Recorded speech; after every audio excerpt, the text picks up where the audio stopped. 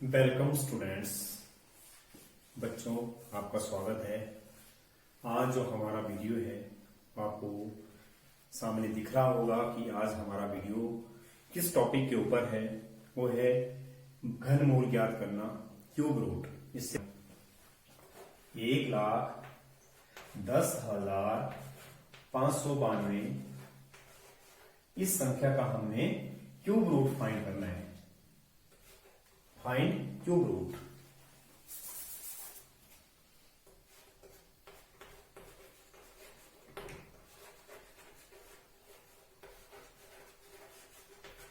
बहुत सारे एग्जाम में क्वेश्चन पूछे जाते हैं इस प्रकार के, और आपकी जो बोर्ड की क्लास है उसमें भी पूछा जाता है। किस प्रकार हम इसको निकालेंगे, तो इसमें स्टेप जो है बारी बारी से हम करते जाएंगे और देखते जाएंगे कि किस प्रकार इस क्वेश्चन को हल किया जाएगा। तो हमारे पास इसको करने का तरीका, सबसे पहले हम उस संख्या को लिख देते हैं 1,10,592। इस प्रकार हमने संख्या लिख दी।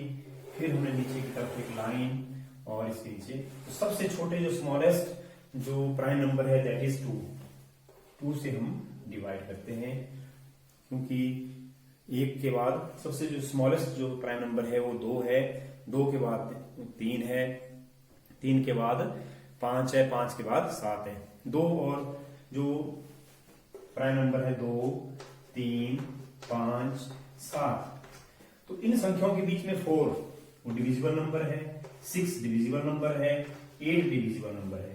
तो हम जब कभी भी क्यूब रूट निकालते हैं तो हम 2 से डिवाइड करते हैं। अगर 2 से संख्या डिवाइड ना हो, भाग ना हो, तो हम फिर 3 से भाग करते हैं। 3 से भाग ना हो तो हम 5 से करते हैं, 5 से ना हो तो 7 से करते हैं। कभी भी हम, बहुत सारे बच्चे जो इसमें गलती करते हैं वो 4 से भाग करने लग जाते हैं, 6 से भाग करने लग जाते हैं, 8 से भाग करने लग जाते हैं। तो जो डिविजिबल नंबर हैं, जो भाज्य संख्या हैं, उनसे हम कभी भी भाग नहीं करते हैं। तो हम जो सबसे पहला जो हमारा स्मॉलेस्ट प्राइम नंबर 2 है उसी से हम भाग करते हैं। तो भाग करते बार ध्यान रखें कि जब भी हम इसमें भाग करें तो अंकों को हम सही ढंग से उतारें, ताकि नीचे को भाग जब तक हमारे पास 1 ना आ जाए। तो इस प्रकार हम 2, 1 और 1 11, तो इसमें 5 10 हो जाएगा। फिर दोबारा 1 बच जाएगा, 10, 5 5 10। फिर इसमें 2 का भाग, 2 से हम 5 को भाग करेंगे तो 2 दूने 4, फिर बच गया हमारे पास 1, 19 हो गया, 9 दूने 18, फिर हमारे पास 1 बच गया। तो इस प्रकार हमारे पास आ जाएगा 55,296। फिर दोबारा हम 2 से इसको भाग करेंगे तो 2 का भाग 5 को, 2 दूने 4 हमें मालूम है, फिर 1 बच जाता है, 15 हो गया, 7 दूने 14, फिर इसमें बच गया 1, 6 दूने 12। फिर इसके बाद हमारे पास 9 को, 2 से हम 9 को भाग करेंगे तो 2 चौके 8, फिर बच गया इस प्रकार 8। तो 2 से फिर हम दोबारा भाग करेंगे। इस प्रकार हम नीचे को करते जाएंगे ताकि हमारे पास लास्ट में अंत में 1 ना आ जाए। तो इस प्रकार हम करते जाएंगे। फिर 2 1 2, 2 3 6, फिर बच गए यहाँ 2 8 16। किस प्रकार भाग किया था ध्यान दें। इस प्रकार हम 2 दूने 4, 2 से हम 4 को भाग कर रहे हैं, 2 से 60 को 2 चौके 8। फिर दोबारा हम 2 से भाग करेंगे तो 2 से 13 को, 2 छिके 12, 1 बच गया, 9 दूने 18, फिर 2 1 2 और 2 दूने 4। तो इस प्रकार हम भाग करते चले जाएंगे। फिर दोबारा हमारे पास 2 से हम 6 को भाग, 2 3 6, फिर हमारे पास 9 है, 2 चौके 8, 1 बच गया यहाँ पे, 2 5 10, फिर 1 बच गया, फिर 6। फिर दोबारा हम 2 से भाग, 2 से क्यों भाग हो रहा है, क्योंकि इसमें संख्याओं के अंत में जो इकाई के स्थान के ऊपर हमारे पास क्या है, वो इवन नंबर है, सम संख्या है। तो सम संख्या से 2 को भाग हो जाता है, तो हम आसानी से करते जाएंगे नीचे की ओर। 2 से 3 को भाग, 2 1 2, 1 बच गया, 2 7 14। फिर 2 से 5 को भाग, 2 दूने 4 और 2 दूने 4, 1 बच गया, 2 8 16। इस प्रकार 2 से 1 और 7 जुड़ के 17 हो गया। तो 2 का भाग हम 17 करेंगे, 2 8 16, 1 बच गया, 2 6 12, फिर 2 चौके 8। फिर हम 2 से भाग करेंगे, 2 चौके 8, 2 3 6, 2 दूने 4। फिर हम 2 से भाग करेंगे, 2 दूने 4, फिर यहाँ 3 को, 2 1 2, 1 हो गया, 2 छिके 12, 2 16 आ जाएगा। फिर 2 से भाग करेंगे। अब 2 एकम 2, यहाँ ध्यान देने वाली बात है कि 2 से 2 को भाग हो रहा है, यहाँ पे 2 से 1 को भाग होता। जब भी हमें मालूम है कि भाग करती बार, डिवाइड करती बार, जब डिवाइड करने वाली संख्या से दूसरी संख्या छोटी पड़ जाए तो हम वहां पे क्या करते हैं, 0। फिर उस अंक को इकट्ठा लेते हैं, तो 2 8 16। तो यहाँ पे ज्यादातर बच्चे गलती करते हैं कि 2 एकम 2 और 2 8 16, 18 लिख देते हैं, जबकि यहाँ पे कितना आएगा, 108 आएगा।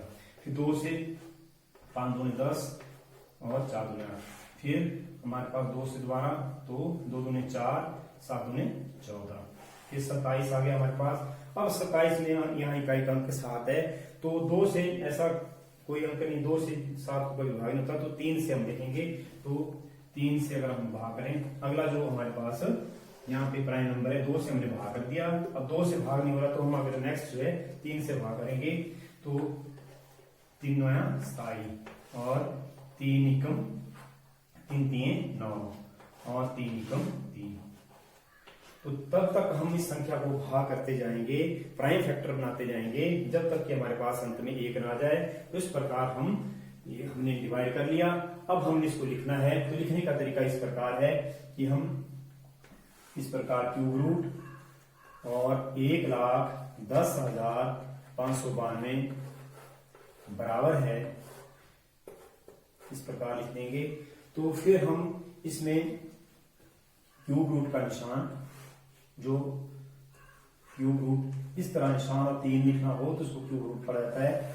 फिर हम जितने भी इसमें फैक्टर, जितने भाज्य गुणनखंड बने हैं, उनको हम लिखते जाएंगे। तो 2 1 2 3 4 5 6 7 8 9 10 11 12 बार हमारे पास 2 आया हुआ है।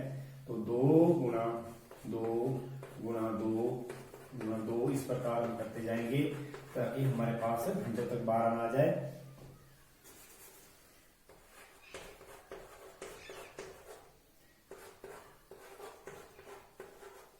इस प्रकार हमारे पास 1 2 3 4 5 6 और 12 हो गए। और 3 के भी हैं, तो 3 के भी यहाँ पे 3 गुणा 3। इसको आप आगे की ओर लिखें, अगर आपके पास पेपर है तो यहाँ पे ब्लैक बोर्ड के कम होने के कारण, तो इसमें हमने जितने भी फैक्टर लिख दिए। अब हमने उनका, जब भी स्क्वायर रूट में हमने बताया हुआ है पहले कि स्क्वायर रूट वर्गमूल निकालती बार हम 2 2 की, जैसे 2 गुणा 2 गुणा 2 गुणा 2, इस प्रकार अगर हो तो इसमें 2 लेते हैं स्क्वायर रूट में। मगर जब भी हमने क्यूब रूट निकालना हो, घनमूल निकालना हो, तो हम इसमें तीन अंकों का एक सेट बनाते हैं। जैसे 3 1 हो गया, फिर अगले बार 1 1 2 3 का सेट एक बन गया, 1 2 3 दूसरा सेट बन गया, 1 तीसरा बन गया, और इसमें इस प्रकार, और 1 3 का सेट बन गया 3। तो हमारे पास क्या बन जाएगा, इस संख्या का जो वर्गमूल है, इस पहले वाले सेट का 2, दूसरे वाले का भी 2, तीसरे वाले का भी 2, चौथे वाले का भी 2 और 3।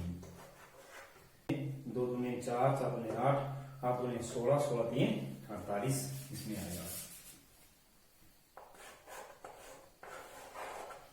तो यहाँ पे, तो इस प्रकार हम इस संख्या का क्यूब रूट निकालेंगे।